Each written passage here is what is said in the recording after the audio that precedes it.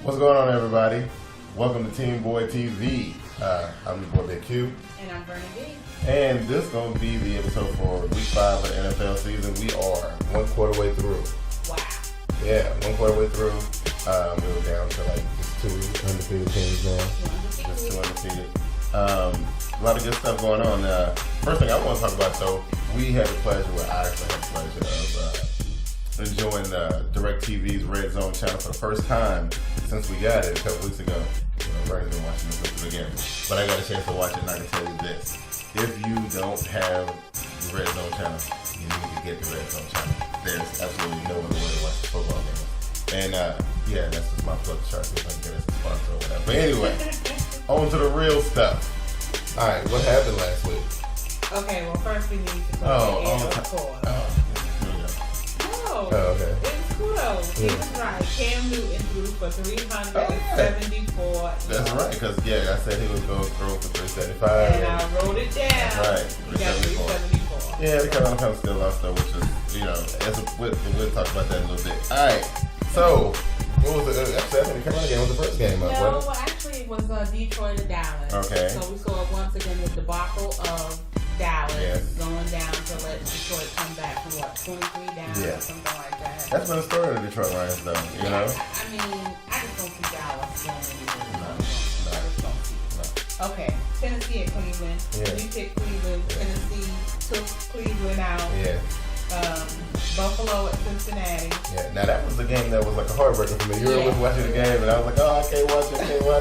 You know, that game was good. You know, was good. I didn't know which team to root for. I like both teams. You know, Buffalo went down, but that's okay though. I mean, like, you know, it was only so long they were going to be able to ride. Right. But they still are the team, and they still going to be a threat. So, you know. Okay, Washington at St. Louis. Yeah. Washington came out on top of scores. I just think there's no hope for St. Louis this season. Yeah, St. Louis. That little miracle they had last year. Nothing. No. And the Redskins, though, they surprising everybody. They really are. Yeah, they surprising everybody. What's Grossman claimed that they were coming out of the East this year. I mean, it's still far-fetched, but... No. No, I don't think so. Okay. A game that everybody was anticipating, but sorry for the outcome. San Francisco against Philly. Yeah. Never thought San Francisco will come back and beat Philly. No.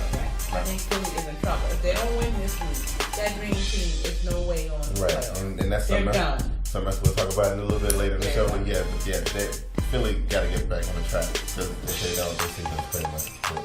And now 2 pitiful teams play, Minnesota and Kansas City. Yeah. And Kansas City beat that to win. They did. And actually, you know what? When I was really surprised, I was surprised at Dwayne Bowe. Yeah, they've been sleeping for 3 weeks, and then finally he just wake up and, do some crazy stuff. Yeah, of course, he was my fantasy wide receiver. I appreciated that, Dwayne Bowe. New Orleans at Jacksonville. Yeah. New Orleans came out on top. What do you expect? Yeah. Carolina at Chicago. Yeah, that one. Another game Carolina could have almost won. You know what though? And the sad part about it is, like we've been saying every week, Carolina gave up the late game touchdown, and they beat them every single time. Devin Hester, man, it's ridiculous, right? Yeah. I mean, why even kick the ball? Right. No, I mean everybody know about Devin Hester. Yeah, Ron Rivera should definitely know about Devin Hester. Yeah. Devin Hester burned them and cost them the game. Hopefully, the adjustments that they made to play at home this week. Hopefully they can quit giving up these late game touchdowns like that. Now, a pick that we had both correct was Pittsburgh at Houston. Right. And Houston came through with I mean, when they played against New Orleans, I said that was my test to see if it was the real deal. Right. And even though they didn't win, I felt like they were real. And they beat Pittsburgh. So they're one of those teams that you're going to have to look out for. Right. And then there's some other stuff going on with Pittsburgh too. Okay. Yeah. Atlanta at Seattle. Atlanta came on top. You picked Seattle. I picked Seattle, yeah, I did. Tavares Jackson, that's all I'm going to say. Tavares Jackson. We're going to talk about Tavares Jackson in the future episode, and I'm saying, like, Tavares Jackson is still my man, so you just need to chill out. All right. New York Giants at Arizona. Yeah. So yeah, that's right. Well, we said in the last show that Arizona was just pretty on paper. Yeah, the one thing that with that game was that call that they had that everyone was talking about how to receive gave himself up. Stop it. No one's ever. But did you notice the rule book? Yeah. It's in the rule book. It is. But I know something about the Giants that I saw this week that you might kind of like. I don't know if you saw it or not, where they were talking about the playoff predictions and whatnot, who's going to win divisions and whatnot, a lot of people got Giants, coming out. Now, after they get to the playoffs, I don't know what's going to happen, but they said that the Giants look good. I beg to differ, but I think that's a stretch. Right. But the way the division is starting to pan out, it's a possibility. Right, because a lot of stuff going on. A lot of stuff going on that people didn't expect. Like everybody expected the Eagles to be better. Exactly. Nobody expected Washington to do anything. Everything was going exactly the way it was playing with Dallas. So it's just the Giants happen to be in a pretty good position right now. So. Right. Denver, Green Bay. Yeah. Now I'm gonna say this though. Something I noticed this week that they were saying, will this be the week that we see Tim Tebow, right? Mm-hmm. Now, it remains to be seen because I haven't seen any confirmation on anything yet.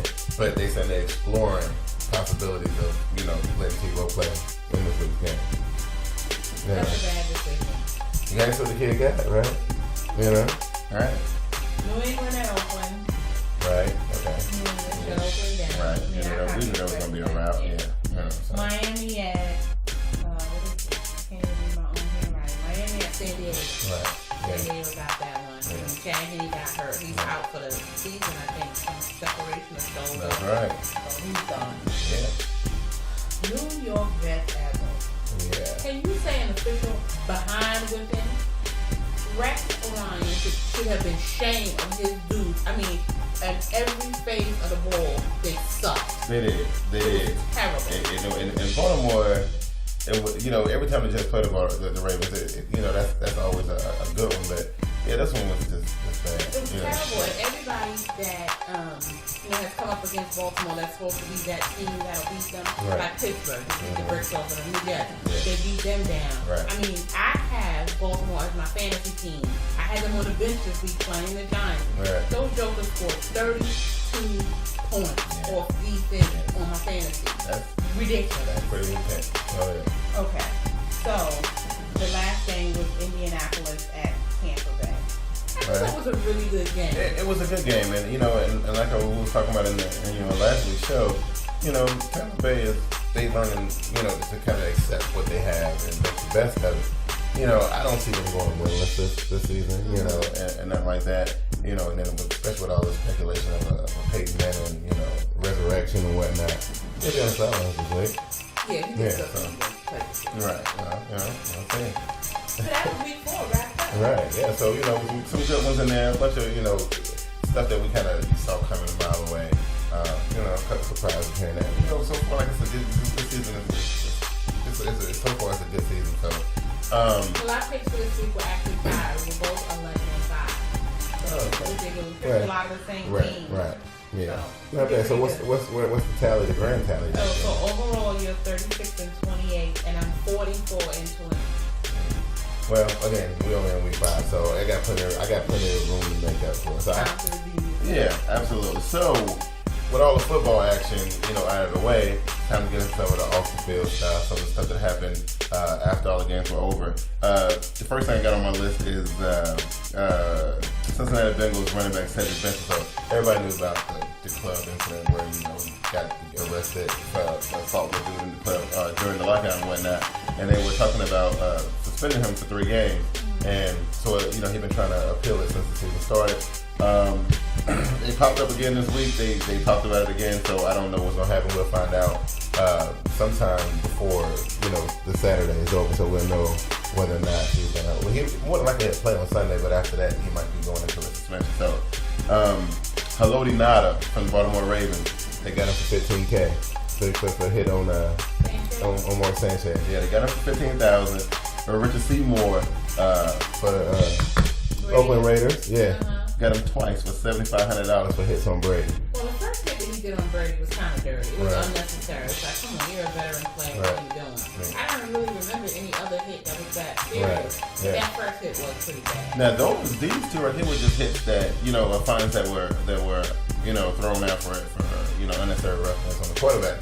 I was reading also that a whole bunch of other fines went out for other stuff. One of the Philadelphia Eagles dudes got fined $7,500 for making a throat slashing move, and not James Harrison, a couple other different people got fined a bunch of stuff for just random taunts and all random nonsense. I don't know if the NFL is going crazy with fines or not, but we'll see. It might be something we can talk about, later. But this week was bad.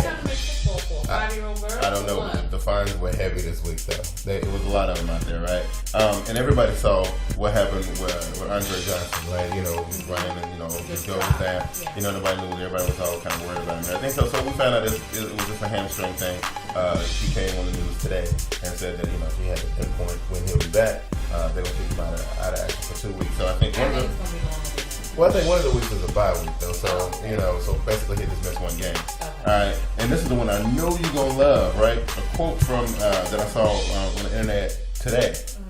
Drew Rosenhaus, everybody's favorite agent, right? This is what he said. He said that the NFL would fall apart without him. Yeah. Yes. So this is the same guy who managed Huxtable Birds, Terrell Owens, just to name a few dudes that he was manager for. But he said that he is an integral part of the NFL machine. So what was the NFL machine before Drew Rosenhaus? I don't know. But if he dropped dead tomorrow, will the NFL machine stop? No, it definitely won't. But that's what he came out and said. How many people does he manage? I think he actually has about 22 players on his roster. Yeah. In the NFL. It's hundreds of players in the NFL. Relax, Drew. Right. You're doing so much. Yeah. I'm used to that. Well, what about what your boy Frank Gore said on ESPN First Take today about the Eagles?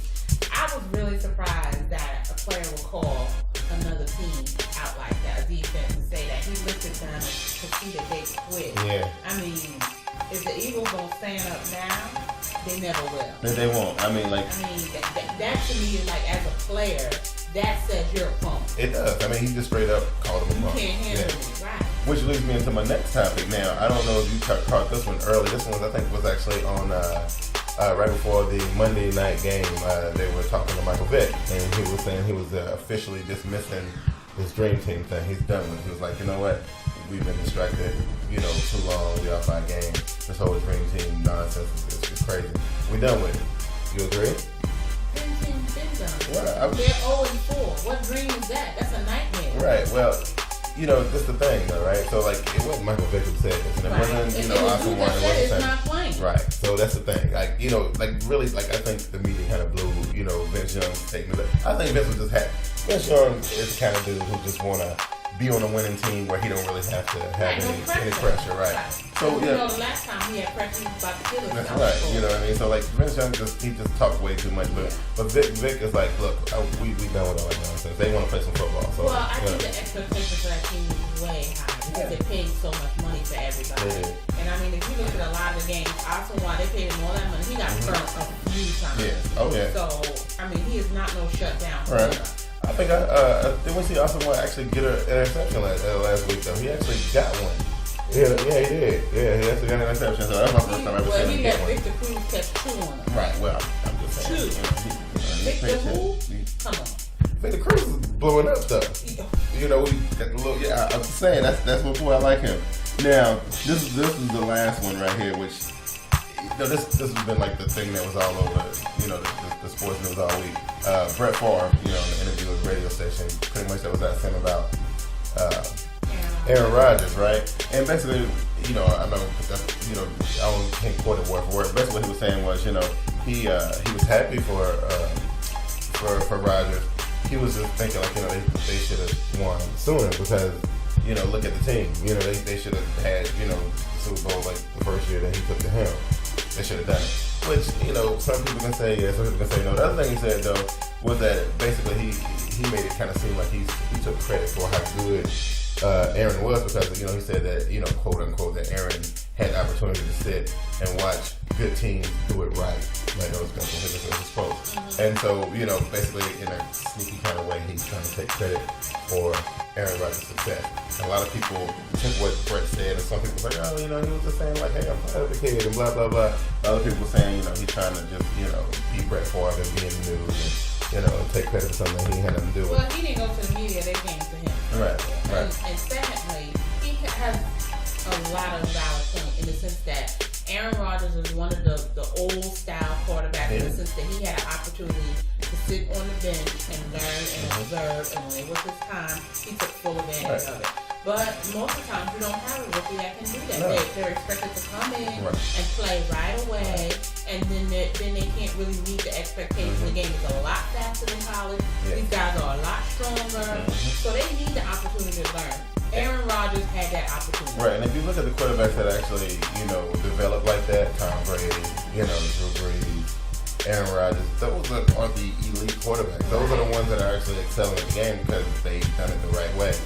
Like as much as we love Cam Newton and Matt Ryan and Joe Flacco and all these people, it's so hard to come from college and to be playing in the NFL next year. It's hard. But if you look at all those quarterbacks like that, look at the progression that they've kind of taken a step back. Matt Ryan, Flacco, Mark Sanchez. They've all taken a step back even though they came out and were on fire. And that's because they weren't asked to do too much when they first put them in. And they surrounded them with a good squad. Sanchez was horribly throwing the ball when he first came in. They could be under to a few plays. He ran those plays well. Now they kind of let the chains off of him, and we got what we got. It's a mess, right? The only one that seemed to be kind of still holding their own though is Joe Flacco. And I don't think he's holding his own. I think that defense is holding their own. They probably saved him. I don't know, Because if you notice they was up in that game, and they still went down to the end zone throwing the ball. Why are you throwing the ball when you're up like by 10, 15, 20 points already? It was definitely that's how you run and you get that clock down. No, we want to throw the ball. What happens? Interception. Nah. The last thing that Brett said was that, well, it wasn't actually Brett. It was actually, Marvin Harrison from the, ex-Patriot, whatever, said that, if Roger stayed healthy and played, 6 more seasons or so, they can easily see him win, at least 2 more championships. I agree. And I believe it. I really that team is well put together. You gotta give them that. That's good stuff. Now, that's all the news I got. Well, I guess we will go into our picks for the week, which is my favorite part of the show because I'm wrong like all the time. But that's the beauty of doing this because, you can be wrong. It's fun, right? The first game of the Joe Boys, New Orleans at Carolina. Yeah, so here's the thing, right? Carolina is in real danger of losing this season, which nobody really expected Carolina to really do that much until they saw Cam Newton play. Now, everybody looking at Carolina like, okay, what's the problem? Because the quarterback is not the problem. You know what I'm saying? You got these 2 dynamic running backs that you're not utilizing. You got veteran wide receivers fumbling the ball. You got the defense, special teams defense giving up touchdowns late in the game. There's only so much that Cam Newton can do. But what needs to happen, Carolina, they got to win this game. And they play at home. Are you betting against Carolina? I can't because I got to feel, even though it's New Orleans, I saw what Carolina did against Green Bay. I know they can win this game. They just got to be disciplined. I'm going with the home team. I'm going Carolina. Oh, look at that. I'm going Carolina. All right, so what, you on a haterade diet this week or something? What's going on? No, I just feel like they're going to get one against them. I'm betting on them to be home. I'm going to Carolina. That one took me by surprise, but yeah, we'll see how that work out. Oakland and Houston. Yeah, Houston without Andre Johnson, it kind of make them a little one-dimensional. But now, they got their running back last week, and he got to cook it a little bit. They're going to rely on him heavily. I don't know which way to go on this one. Well, I'm picking Oakland for the simple fact that I think McFadden is going to run all over. Yeah, that's a good point. I'm pretty sure whoever got McFadden as the fantasy running back this week. Put him in. Yeah, you need to go in. I'm with you on this one. Yeah. Philly and Buffalo. Yeah, so this right here is gonna be the one. Now, I got every bit of faith that Buffalo can get this one done. Now, barring some kind of crazy upset or the team finally getting it together, I don't know. Either way, it's gonna be a real good game. I just can't see Philadelphia overcoming that aerial attack from Buffalo. I'm gonna pick Philly because they have to win this game. If they do not win this game, their season is over. You're right, but I don't know. I don't think they're gonna get this one. I think they're gonna lose that one. Seattle at New York Giants. Right. Yeah. So I've been picking Seattle almost every week, and they've been disappointing me. So the week that I don't pick them, they'll probably win. But against the Giants, Tavares Jackson. Yeah, but Brandon Jacobs is out. Yeah, so Brandon Jacobs is out. You still got Tuck out. Who's questionable? He might play. You got your 2 of your wide receivers out. If they let Tavares Jackson run on them at home, throw that ball on them at home. I don't know. The Giants were more battered than that in a way when the season started. I'm going Giants. Yeah, I'm going Giants too, but this one, I mean, I'm gonna have a close eye on this one though, because if they can pull this one off with everybody hurt like that, then they for real. Okay. You know. Cincinnati at Jacksonville. Yeah, so Andy Dalton and the boys, they gonna get this one too. I'm thinking that too. Yeah, okay. That team's on fire. Kansas City at Indy. Well, I'm picking Indy. You think Indy? You think Indy gonna come over with the slide on this one after that awesome game from KC last week? Against Minnesota. Well, we talking about Indianapolis. Well, they almost beat Tampa Bay. Almost don't count. Indy. You know, I'm going KC. I mean, I'm back on the KC bandwagon again, officially. Tennessee at Pitt. That's a good one. Tennessee, not Tennessee, but Pittsburgh got some issues going on. They got some serious problems. How's Ward? But they home. Yeah, but look, here's the thing. The running game has been pretty good. You know, this Mike Wallace came out of nowhere and just been like going. He's actually the only threat they got on the team. How's Ward has been like absolutely nothing this year. I don't know. I can't. I don't think. I'm not going to Pitt on this one. I'm not either. Yeah, I'm going to Pitt. We're going to Tennessee on this one. Arizona and Minnesota. Wow. These two teams. Really? Oh, well, I don't know. I'm going Arizona. Minnesota, they're going to finally go down and they're going to put that guy in. What's his name? Oh, Ponder? I was thinking that we were going to see Ponder play this week. No. Frazier said he was okay. Okay, so after they lose this week, right. He's going to be like, well, what's the use? We're down 5. We're not winning the division. Right. Let's see what Ponder has. Because McNabb's contract is only 1 year. Right, because if Ponder was going to play, I was going to pick Minnesota. But if Ponder ain't playing, no, Ponder. Yeah, okay. Yeah. Okay, Tampa Bay and San Francisco. That's a good game. I'm going Tampa Bay. They are resilient. But I'm going San Francisco because these dudes, they done started to get it together a little bit. Started believing they little quarterback and whatnot, you know. Yeah, here's one for you. Yeah. New York Jets at New England. Yeah, that's the game of the week, right? That's the big one. A lot of junk being talked. You know, I mean, not just from the key players this time, but from some people that we haven't really heard from. You know, Cromartie is talking junk. You know, this one's going to be good. Yeah. You know, I'm going Jets. I can't bet against Bill Belichick in a situation like that. Well, I mean, you think about how the Jets play New England. For whatever reason, that's one team that Rex Ryan hates Bill Belichick. I understand. He's not kissing rings. He's not doing it. That's what he said. I don't know. I gotta go with Belichick on this one. Yeah. San Diego at Denver. Is this the week we're gonna see Tim Tebow? No. Well. San Diego. Right. You know. Green Bay at Atlanta. Yeah, that's actually gonna look like it's gonna be a pretty good game. I don't think it's gonna be a good game. I don't see no defense being played in this game. I'm going Green Bay, and I'm gonna tell you why. The dude from Atlanta said that, and I forget who. I think it was Roddy White. Yeah. He said that Green Bay beating them the other year was a fluke. Whoa. Seriously? I guess he didn't watch the film. I guess not. But you know what? Both these teams can put up some pretty good numbers, though. It's gonna be a shootout. It's gonna be come down to whoever got the ball last. I don't know. I think Mike Matthews gonna have something special. If you remember the season opener, against New Orleans, Green Bay against New Orleans, who played D in that game? Nobody. Yeah, Green Bay, their defense really ain't that great. You know, if I was to pick one of the defenses, I think Atlanta's defense is slightly better. You know? So you going with Atlanta? I'm going with Atlanta. Yeah. Ooh, we got a lot of opportunities. Right. So that's pretty good. And then Monday night, my team of the year, Detroit. Yeah. So Chicago at Detroit. Detroit gets some primetime action. Primetime action. And not a Thanksgiving Day game. Not a Thanksgiving. They get Monday night, right? Like. And they gonna get the win. They gonna get the win. Yeah, you know. That's what I'm talking about. Yeah. Yeah, so that looks good. That looks real good. I'm excited about week 5. I'm excited for this week too, because this week we got some big matchups this week. So that is great. Now, this is when we're going to introduce a new segment to the show. Now, this is Bernie's little segment right here. And, you know, we want to appropriately title it. Really? Really, dude? Really? All right, so let us know what's going on with this one. Okay, so my really for the week was Ronnie Brown of the Eagles down in the red zone. Yeah. He's running the ball. 1 yard line. 1 yard line. Yeah. He decides to throw it. Watch the play. In essence, a fumble is what we have there, recovered by the 49ers. Mike Ferrer, thank you very much. We'll come your way again for another crazy call. We've been out to Mike a lot today already. Thank goodness he's there because some of these rules are crazy. So Although it does give you deja vu if you're an Eagles fan last week against the Giants. I'm just saying.